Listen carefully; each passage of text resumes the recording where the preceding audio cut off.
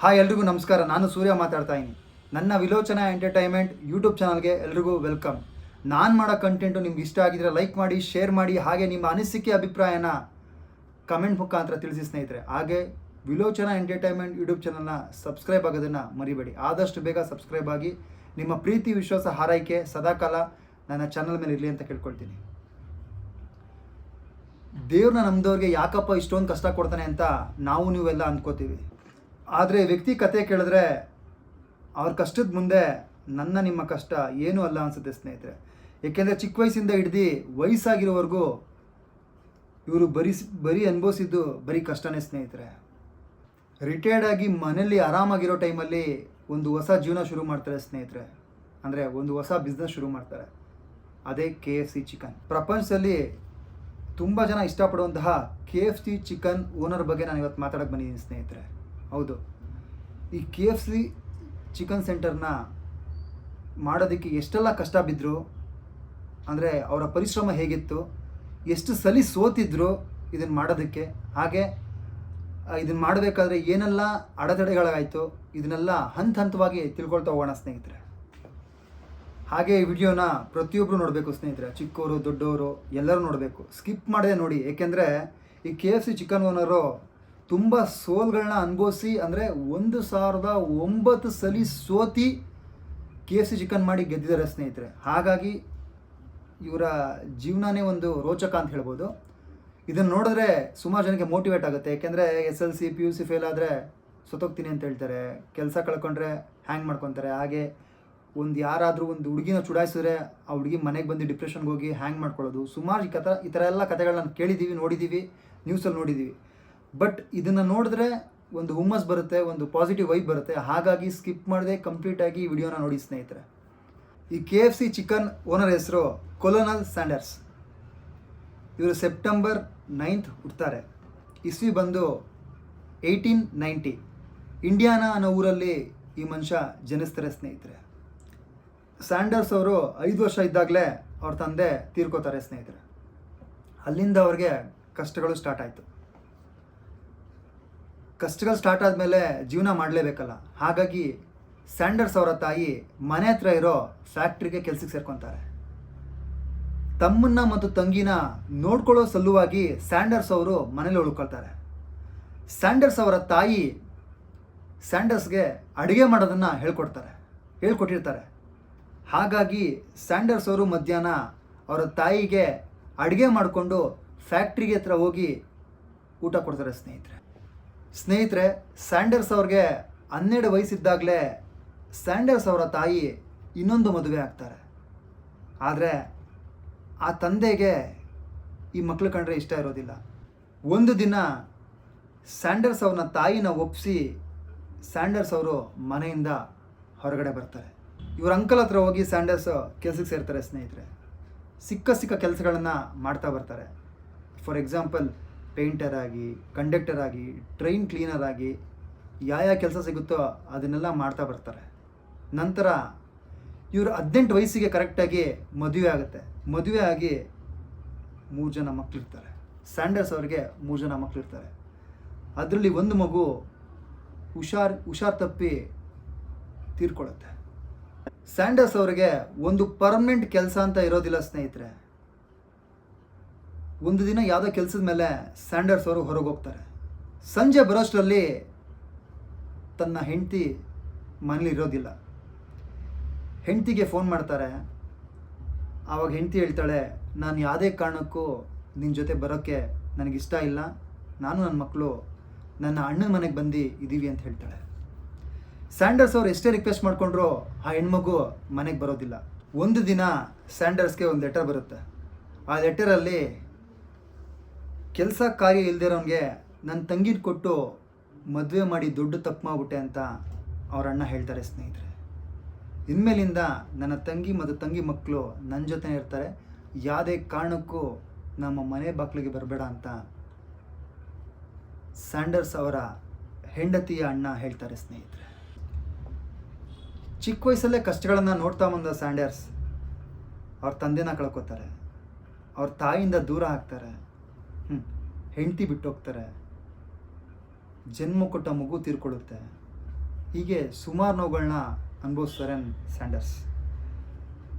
ಹಾಗೆ ಸ್ಯಾಂಡರ್ಸ್ ಅವರು ಆರ್ಮಿಲಿ ಕೆಲಸಕ್ಕೆ ಸೇರ್ಕೊತಾರೆ. 1 ವರ್ಷ ಅಲ್ಲಿ ಕೆಲಸ ಮಾಡಿ ಅದು ಮುಗಿದ ಮೇಲೆ ಒಂದು ಕೆಫೆಲಿ ಮತ್ತೆ ಕೆಲಸಕ್ಕೆ ಸೇರ್ಕೊತಾರೆ ಸ್ನೇಹಿತರೆ.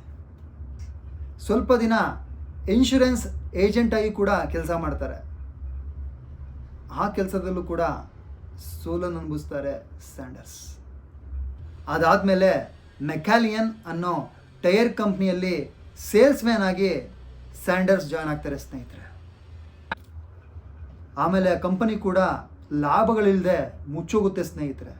ಇದರ ನಡುವೆ ಸ್ಯಾಂಡರ್ಸ್ ಅವರು ರಾತ್ರಿ ಹೊತ್ತು ಓದೋಕ್ಕೆ ಶುರು ಮಾಡ್ತಾರೆ. ಕರೆಸ್ಪಾಂಡೆನ್ಸಲ್ಲಿ ದಿ ಲಾ ಸೇಲ್ ಯೂನಿವರ್ಸಿಟಿಲಿ ಲಾ ಓದೋಕ್ಕೆ ಶುರು ಮಾಡ್ತಾರೆ ಸ್ಯಾಂಡರ್ಸ್.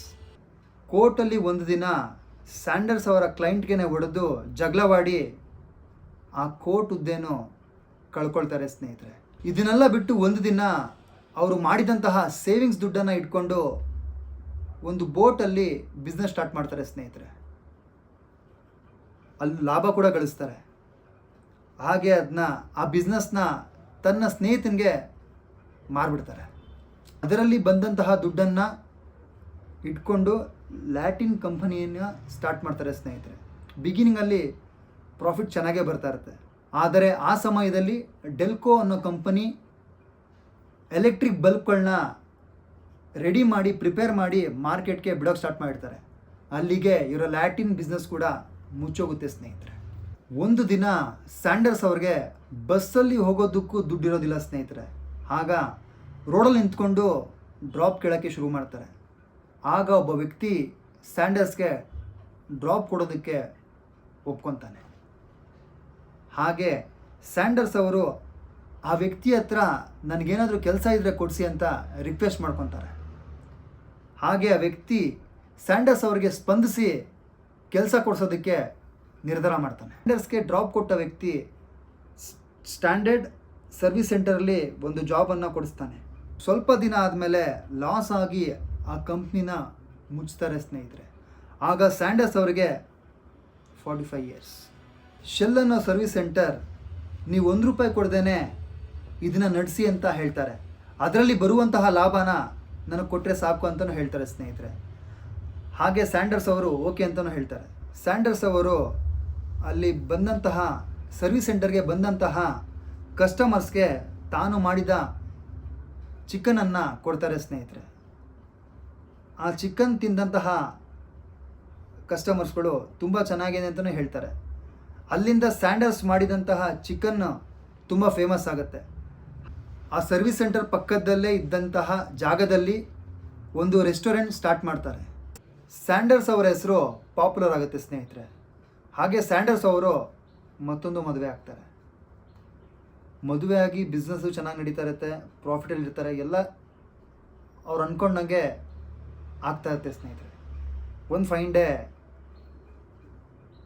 ಹೈವೇನ ಬೇರೆ ಕಡೆ ಶಿಫ್ಟ್ ಮಾಡಬೇಕು ಅಂತ ಗೌರ್ಮೆಂಟಿಂದ ಆರ್ಡರ್ ಆಗುತ್ತೆ ಸ್ನೇಹಿತರೆ. ಹಾಗಾಗಿ ಶಿಫ್ಟ್ ಮಾಡಿದ ಸಲುವಾಗಿ ಇವರ ಬಿಸ್ನೆಸ್ಗೆ ಕಂಪ್ಲೀಟಾಗಿ ಹೊಡ್ತಾ ಬಿದ್ದು ಆ ರೆಸ್ಟೋರೆಂಟ್ನ ಕ್ಲೋಸ್ ಮಾಡ್ತಾರೆ ಸ್ನೇಹಿತರೆ. ರೆಸ್ಟೋರೆಂಟ್ಗೆ ಏಟ್ ಬಿದ್ದ ಕಾರಣ ಆ ರೆಸ್ಟೋರೆಂಟ್ನ ಮತ್ತೊಬ್ಬರಿಗೆ ಮಾರ್ತಾರೆ ಸ್ನೇಹಿತರೆ. ಹೀಗೆ ತುಂಬ ಕಷ್ಟಗಳನ್ನು ನೋಡ್ಕೊತಾ ಬಂದಿರುವಂತಹ ಸ್ಯಾಂಡರ್ಸ್ ಆಗ ಅವರ ವಯಸ್ಸು 65 ಆಗಿರುತ್ತೆ ಸ್ನೇಹಿತರೆ. ಗೌರ್ಮೆಂಟಿಂದ ಸ್ಯಾಂಡರ್ಸ್ ಅವರಿಗೆ ಆ 65 ಇಯರ್ಸ್ಗೆ ಪೆನ್ಷನ್ ಕೊಡೋದಕ್ಕೆ ಸ್ಟಾರ್ಟ್ ಮಾಡ್ತಾರೆ. $1.5 ಪೆನ್ಷನ್ ರೂಪದಲ್ಲಿ ಸ್ಯಾಂಡರ್ಸ್ ಅವ್ರಿಗೆ ಗೌರ್ಮೆಂಟ್ ಕಡೆಯಿಂದ ಸಿಗುತ್ತೆ ಸ್ನೇಹಿತರೆ.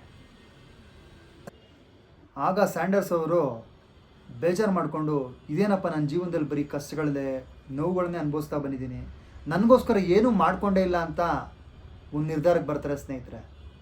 ಆ ನಿರ್ಧಾರ ಏನು ಅಂದರೆ ಆತ್ಮಹತ್ಯೆ ಮಾಡ್ಕೊಳ್ಳೋದು. ಸ್ಯಾಂಡರ್ಸ್ ಅವರು ಆತ್ಮಹತ್ಯೆ ಮಾಡ್ಕೊಳ್ಳೋದಕ್ಕೆ ಡಿಸೈಡ್ ಮಾಡ್ಕೊಂಡಿರ್ತಾರೆ. ಸ್ಯಾಂಡರ್ಸ್ ಅವರು ಒಂದು ಮರದ ಕೆಳಗೆ ಕೂತ್ಕೊಂಡು ಸೂಸೈಡ್ ಲೆಟರ್ನ ಬರೆಯೋದಕ್ಕೆ ಸ್ಟಾರ್ಟ್ ಮಾಡ್ತಾರೆ.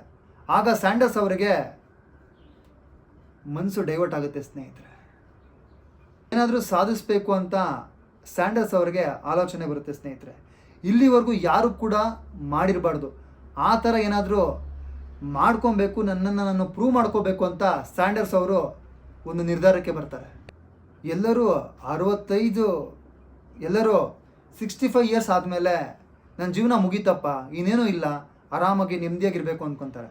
ಆದರೆ ಸ್ಯಾಂಡರ್ಸ್ ಅವರು ಯಾರೂ ಕೂಡ ಮಾಡಿರಬಾರ್ದು, ಅಂಥದ್ದೇನಾದ್ರು ಮಾಡಬೇಕು, ನನ್ನ ಮೇಲೆ ಬರಬೇಕು, ನಾನು ಮುಂದೆ ಬರಲೇಬೇಕು ಅಂತ 65 ಇಯರ್ಸಲ್ಲಿ ನಿರ್ಧಾರ ಮಾಡ್ತಾರೆ ಸ್ನೇಹಿತರೆ. ಆಗ ಮಾಡಿದ್ದೆ KFC ಚಿಕನ್.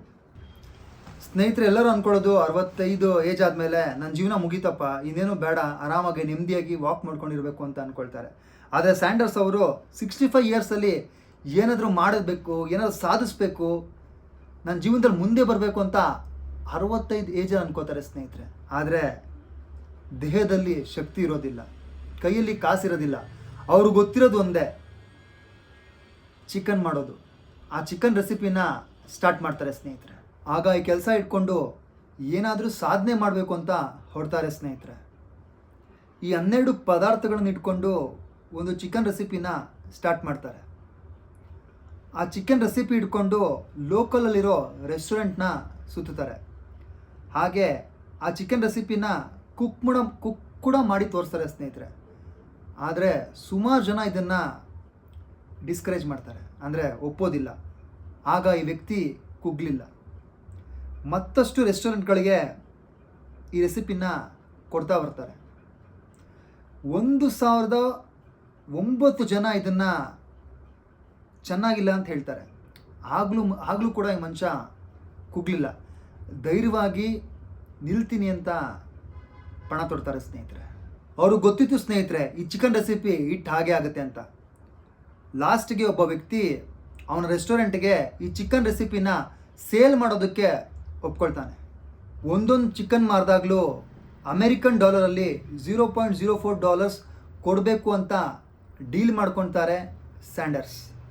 ಈ ಚಿಕನ್ ರೆಸಿಪಿ ಹಿಟ್ಟಾಗಿದೆ ತಡ ಸ್ನೇಹಿತರೆ, 600 ಫ್ರಾಂಚೈಸಿ ಓಪನ್ ಆಗುತ್ತೆ ಸ್ನೇಹಿತರೆ. ಎಲ್ಲ ಕಡೆ 20,000ಕ್ಕಿಂತ ಜಾಸ್ತಿ ಫ್ರಾಂಚೈಸಿಗಳು ಓಪನ್ ಆಗಿರುತ್ತೆ ಸ್ನೇಹಿತರೆ. ಹಾಗೆ ಈ ಡಿಶ್ನ ಯಾರ ರಿಜೆಕ್ಟ್ ಮಾಡಿದ್ರೋ ಅದೇ ಡಿಶ್ಶು ಎಲ್ಲ ಕಡೆ ಫೇಮಸ್ ಆಗೋಕ್ಕೆ ಶುರು ಆಗುತ್ತೆ. KFC ಚಿಕನ್ನು 4ನೇ ಸ್ಥಾನದಲ್ಲಿರುತ್ತೆ, ವರ್ಲ್ಡಲ್ಲೇ 4ನೇ ಸ್ಥಾನದಲ್ಲಿರುತ್ತೆ ಸ್ನೇಹಿತರೆ.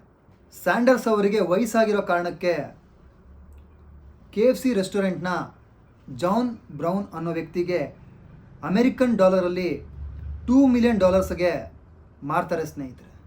ತಾನು ಕೂಡ ಕಂಪ್ನಿಗೆ ಮೆಂಬರ್ ಆಗಿರ್ತೀನಿ ಅಂತ ಸ್ಯಾಂಡರ್ಸ್ ಹೇಳ್ತಾರೆ.